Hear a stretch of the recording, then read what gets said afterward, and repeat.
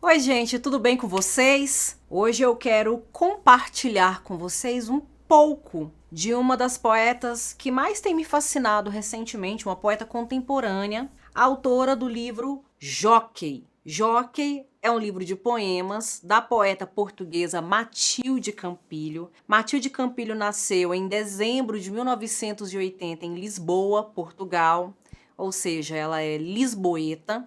E por volta ali de 2010, 2013, ela se mudou para o Rio de Janeiro, foi morar no Rio de Janeiro, aqui no Brasil. Começou a fazer uns videopoemas, escrevia alguns textos, escrevia alguns poemas, publicava em alguns jornais relevantes da cidade do Rio de Janeiro e da cidade de São Paulo. E ao mesmo tempo fazia alguns vídeos poemas, gravava algumas vocalizações dos seus poemas e postava nas redes sociais, no YouTube principalmente. E foi daí que ela ganhou muita visibilidade, ela passou a ter muita visibilidade aqui no Brasil, se tornou mais conhecida aqui no Brasil. Aí no ano de 2014, ela publica esse livro, o Jockey, seu primeiro livro, livro de poemas. Depois ela publica em 2020, no ano de 2020 ela publicou Flecha, que já é um livro de textos em prosa. Em 2015, ela participou da Flip, teve uma participação muito ativa na Flip e foi considerada a musa da Flip de 2015. Por que isso aconteceu, gente? A Matilde Campilho é uma mulher jovem, uma mulher de Lisboa, uma mulher com um estilo meio rocker, meio hippie às vezes, toda descolada, despojada e muito bonita, fisicamente muito bonita. Isso até abre margem para uma reflexão que eu quero deixar aqui, né? Para uma crítica que eu quero fazer a toda essa sociedade, esse sistema, essa cultura patriarcal em que nós vivemos, né? Num mundo muito misógino, num mundo muito machista, a beleza feminina e a inteligência feminina, a beleza e a inteligência em mulheres costumam ser vistas com desconfiança, né? Quando a mulher é muito bonita e muito talentosa, costuma se olhar com certa desconfiança. Houve até um tempo em que se dizia que as duas coisas não combinavam na mesma mulher.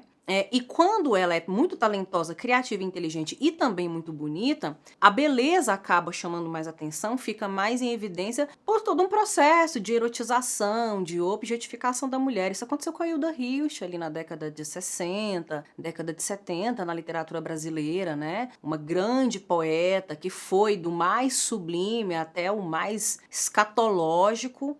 E isso não chamou tanta atenção quanto o fato dela ser uma mulher muito bonita na época, né? Quando estava ali até seus 40 anos de idade. E o mesmo acontece aqui com a Matilde Campilho. De fato, é mesmo uma mulher muito bonita, mas quando foi entrevistada e houve esse comentário, né?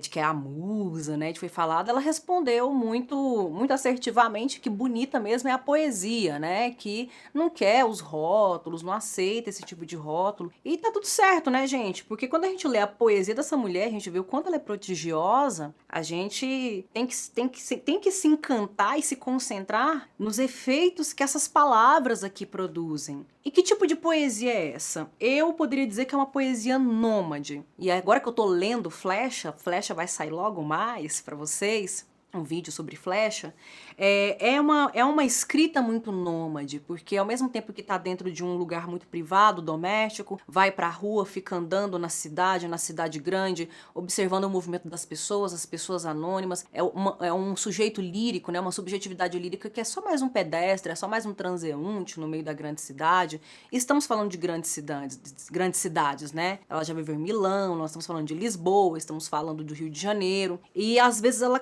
faz um encontro, né, dessas duas cidades, de aspectos, de cheiros, de ruídos urbanos, ou ruídos citadinos, de certos vícios, né, de certo cotidiano, de certa rotina. Dessas duas cidades ela vai misturando dentro da sua poesia. E aí na linguagem também a gente percebe isso, traz muitos cacoetes, muitas gírias, muitas expressões populares, não só lá de Lisboa, né, de Portugal, mas também aqui do Brasil, mais carioca, né? Então ela mistura muito a linguagem nesse sentido, é muito polifônico nesse sentido. Às vezes também enfia ali um monte de texto em inglês, de versos em inglês, no meio de um texto todo em português, né? Então é muito interessante esse trabalho nômade, polifônico, digamos até cidadão do mundo que ela faz com a linguagem, né? Porque esse também é um caráter da própria poeta Matilde Campilho, né? De não ter necessariamente uma residência fixa, ela tem o seu lugar de origem, mas ela vai passando, né? Vai atravessando outras geografias. Outra coisa que é interessante na poesia da Matilde Campilho, na verdade, alguns estudiosos, alguns leitores a consideram como uma poeta nihilista. E, de fato, eu não diria que é nihilista. Eu diria que essa negação, existe muita uma negação, uma solidão, um certo cansaço, né, na poesia dela, aquela coisa muito otimista, muito esperançosa, de olhar para o futuro, de olhar para a alegria, de ser muito good vibes. Isso não tem em Matilde Campilho, não tem. Mas isso também é um reflexo do nosso tempo, né? E mentes, olhares que estão mais atentos, conscientes da realidade em que nós estamos inseridos, dificilmente serão good vibes, serão muito otimistas, né? É possível ter esperança porque a gente está vivo e quer permanecer vivo, né? Quer se prolongar e se eternizar. E uma mulher, quando escreve poemas, ela já está se propondo a se eternizar a partir da palavra, né? O corpo morre, mas a ideia fica aqui, né? Então não existe movimento mais esperançoso do que esse, né? De publicar um livro, publicar uma obra de arte. Mas, por outro lado, existe muito dessa cisão, dessa fratura, né? Dessa desconfiança, dessa fragmentação, dessa ruptura que o ser humano moderno fez com o mundo, consigo mesmo e com os outros, com as outras pessoas, e isso ficou de herança para a contemporaneidade. Então, é muito difícil falar em unidade, em integridade em poetas contemporâneas e poetas contemporâneos por conta da configuração de mundo em que nós estamos vivendo, né? Além disso, a gente vive num mundo que é tudo muito veloz, é tudo muito rápido, né? Numa entrevista recente que ela deu aí em 2022, julho de 2022, julho do ano passado, ela fala, né, ela problematiza muito essa coisa do tempo em que nós estamos vivendo, que exige da gente profundidade de reflexão, ética, compromisso com o que a gente fala, com o que a gente pensa, com o que a gente produz intelectualmente, mas é um mundo que não dá tempo pra gente fazer isso, é tudo muito veloz, é tudo muito rápido, né, tudo tá pra hora da morte, você tem que entregar ontem certas coisas, e tudo isso é muito perturbador, e isso também atravessa a poética de Matilde Campilho. Outra coisa interessante que eu percebo que é muito bem articulado dentro da obra da Matilde Campilho, dentro desse livro, são essas misturas, né? Há uma mistura entre uma perspectiva, uma linguagem, uma cultura mais erudita, mais acadêmica, com uma cultura mais pop, uma coisa das ruas, mais popular, mais urbana, e a cultura pop, essa lógica do mercado,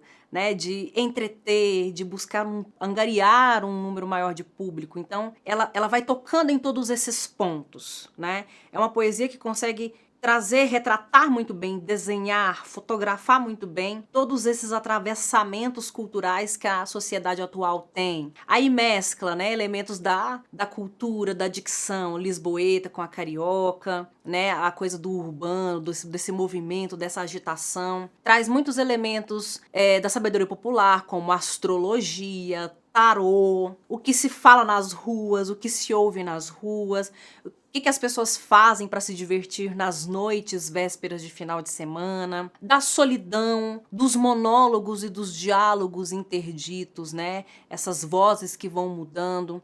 E há também muita influência de outras linguagens artísticas, como a pintura, o cinema, a música, principalmente, aparece muito nesses textos da Matilde Campilho, né? Ela menciona, aqui ela cita nomes, ou ela dedica poemas, ou ela cita trechos de canções de artistas como Prince, por exemplo, David Bowie, o Leonard Cohen, o Bob Dylan, os The Strokes. Então, ela traz esses elementos para a produção dela. Mas ela também não fica só no rock and roll, na música pop, ela também, ou no folk, ela também vai para a música clássica, para a música erudita, e cita alguns compositores, orquestra, ópera, né? E por aí vai.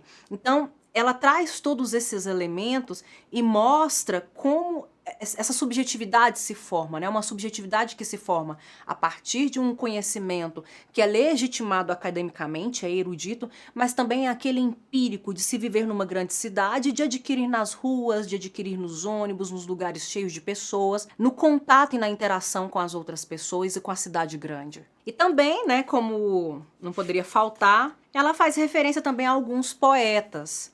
E dois dos mais importantes que ela cita, um deles inclusive ela até imita em muitos momentos, é o Walt Whitman. Um deles é o Walt Whitman, que é considerado, né, o pai do verso livre, né, o poeta que está na transição do século XIX para o XX, o fundo do modernismo da poesia lírica nos Estados Unidos. Mas também ela fala muito do T.S. Eliot, o Thomas Eliot, outro poeta modernista também.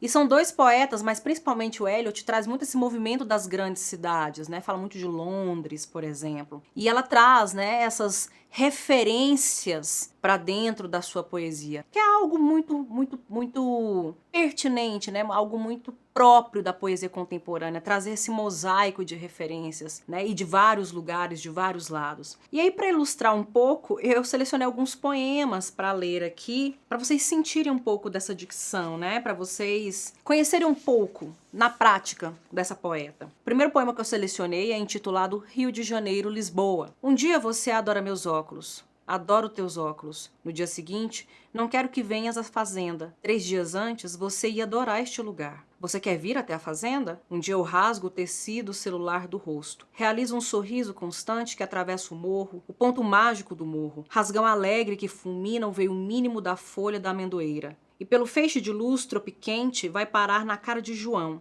vendedor de suco no Leblon. Em ricochete, João grita, açaí! Qualquer dia eu vou e chego. No outro dia a cidade se aborrece, desdignificada pela gigante roleta que se chama medo. O urubu fica empoleirado na trave enferrujada daquilo que já foi suporte. Ao cartaz que anunciava o novo mundo das piscinas fosforescentes, o pássaro suspenso olhando a via rápida e catando caca debaixo da unha, temendo o gira-girar da pequena roda que circula sorte e azar. Um dia você escreve para seus pais falando sobre o amor. 40 dias depois, teus pais te escrevem falando sobre redes de pesca e o perigo das redes de pesca. Um dia você me envia uma carta, depois a outra, o rasgão explode recordando ainda outra carta de alguns meses antes. O postal eterno que dizia still crazy, after all these years. Faço voto de silêncio, mas na sacralização horária das avenidas, eu penso que você, sua mãe e seu pai conversam muito sobre peixes. E que isso mantém quieta a roleta negra e que isso mantém parada a unha do urubu e que isso faz homenagem a João e à fruta espessa que brilha vermelha em cada copo de minha cidade. Um dia você disse que me eu te.